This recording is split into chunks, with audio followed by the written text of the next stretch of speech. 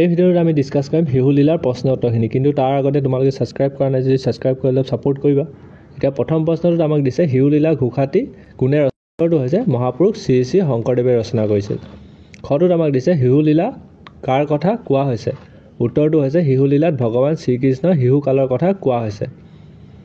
গটোত আমাক দিছে শিশু কৃষ্ণই কাৰ কাৰ লগত খেলিছিল। উত্তৰটো হৈছে শিশু কৃষ্ণই বলাই আৰু গোপ শিশুসকলৰ লগত খেলিছিল।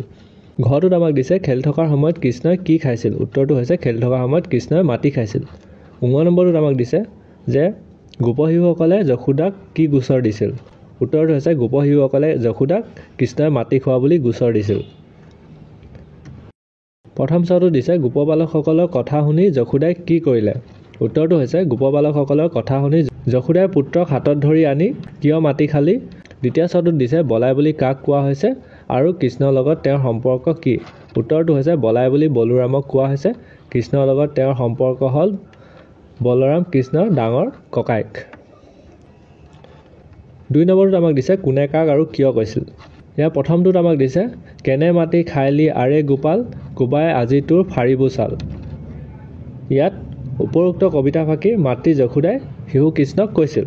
গোপ শিশুসকলে মাতৃ যশোদাক শ্ৰীকৃষ্ণই মাটি খোৱা বুলি অভিযোগ দিয়াৰ পিছত তেওঁ শ্ৰীকৃষ্ণক চাবলৈ আহি এনেদৰে কৈছিল।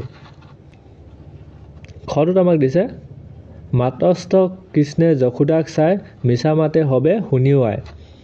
উত্তৰটো হৈছে মাতৃ যশোদাই যেতিয়া শিশু কৃষ্ণক কিয় মাটি খাইছিল বুলি প্ৰশ্ন কৰিছিল তাৰ উত্তৰত শিশু কৃষ্ণই উপৰোক্ত কথা ফাঁকি কৈছিল। 3 নম্বৰটোত আমাক দিছে প্ৰসংগ সংগতি দৰ্শাই ব্যাখ্যা কৰা।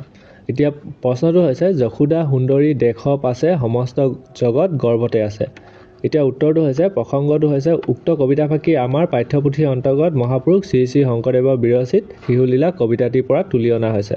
সংগতিটো হৈছে শিশু কৃষ্ণই মাটি নোখোৱাৰ কথা মাক যশোদাই বিশ্বাস নকৰাত মাক যশোদাক বিশ্বাস জন্মাবলৈ যেতিয়া শিশু কৃষ্ণই মুখ মেলি দেখুৱাইছিল তেতিয়া মাকে কৃষ্ণৰ মুখৰ ভিতৰত কি দেখিলে তাকে এই কবিতা ফাঁকিৰ জৰিয়তে প্ৰকাশ কৰিছে। আৰু ব্যাখ্যাখিনি হৈছে তোমালোকে চাই কিনে লিখি ল'বা। তাৰপিছত আমাৰ 4 নম্বৰখিনিত দিছে খালী ঠাই পূৰণ কৰা। এতিয়া প্ৰথমটো হ'ব ভৈলু, তাৰপিছত বাদী, তাৰপিছত খল, তাৰপিছত খাইলন্ত, তাৰপিছত খটোৰ প্ৰথমটো হ'ব তেৰ, তাৰপিছত হ'ব শান্ত, কামপৈ আৰু দৰি। তাৰপিছত 5 নম্বৰটোত আমাক দিছিলে যে শিশু লীলা কথাখিনি গদ্য ৰূপত লিখা। মানে যিহেতু আমাক কবিতা দিয়া আছে কবিতাৰ পৰা আমি এটা পেৰেগ্ৰাফ হিচাপে লিখি দিব লাগিব। এইখিনি তোমালোকে লিখি দিবা চাই কেনে। আৰু এতিয়ালৈকে ছাবস্ক্ৰাইব নাই কৰা যদি ছাবস্ক্ৰাইব কৰি দিবা। তাৰপিছত আমাক 6 নম্বৰখিনিত দিছে যে আধুনিক অসমীয়া গদ্য ৰূপত লিখা। মানে এইটো ব্ৰজাৱলী ভাষাত লিখা আছে, আমি অসমীয়া ভাষাত লিখিব লাগে। এতিয়া প্ৰথমটো উত্তৰ হ'ব বলোৰামকে আদি কৰি যিমান গোপ শিশু আছিল সকলোৱে কৃষ্ণৰ কথাত ভুল গৈছিল। আৰু সেনেকৈ খটোত আমি লিখিম উত্তৰটো কথা শুনি কৃষ্ণৰ মুখৰ মাত সৰিল। এনেকৈ তোমালোকে এইখিনি চাই কিনেও লিখি ল'বা। তাৰপিছত আমাক খ নম্বৰখিনিত দিছে যে ব্যৱহাৰিক ব্যাকৰণ, মানে এইখিনি গ্ৰামাৰত পৰে। এতিয়া এটা আমাক উদাহৰণ দিয়া আছে 7 নম্বৰত যে আধুনিক ৰূপত লিখা সাক্ষী মানে হৈছে হাঁহি, সেনেকৈ চকু মানে চকু। এইখিনি তোমালোকে চাই কেনে লিখি ল'বা।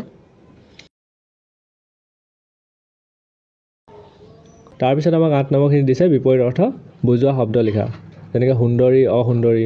এইখিনি তোমালোকে চাই কেনে লিখি ল'বা। 9 নম্বৰত আমাক দিছে শেষৰ ধ্বনি মিল থকা শব্দবোৰ পাঠৰ পৰা বাছি উলিয়াই লিখা। যেনেকৈ উদাহৰণ এটা আমাক দিয়া আছিলে হৰি আৰু ধৰি, সেনেকৈ আমি লিখিম আদি বাদি, খল একদল, সাক্ষী আখি। এনেকৈ তোমালোকে এইখিনিও চাই কেনে লিখি ল'বা।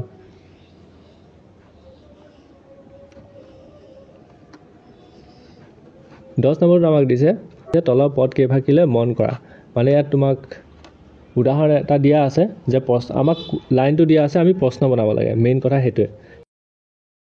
কটোত আমাক দিছিলে যে তেওঁলোকে বাছেৰে স্কুল যায়। আমি প্ৰশ্নটো বনাম যে তেওঁলোকে কিহেৰে স্কুল যায়। সেনেকৈ খটোত আমাক দিছে আমি বল খেলি আছোঁ, আমি প্ৰশ্নটো কৰিম যে আমি কি কৰি আছোঁ বা কি খেলি আছোঁ। তাৰপিছত গটো দিছে জ্বৰ উঠাৰ বাবে বিমল স্কুললৈ যোৱা নাছিল। প্ৰশ্নটো আমি বনাম যে বিমল স্কুললৈ কিয় যোৱা নাছিল। সেনেকৈ তোমালোকে বাকীখিনি চাই কেনে লিখি ল'বা। চ' আজি ভিডিঅ'টো এইখিনিয়ে আছিলে। তোমালোকে যদি ভাল পালা ছাবস্ক্ৰাইব কৰিব নাপাহৰিবা। আৰু নতুন তোমালোকক কি ছাবজেক্টৰ কুৱেশ্যন আনচাৰ লাগে কমেণ্ট কৰি জনাবা।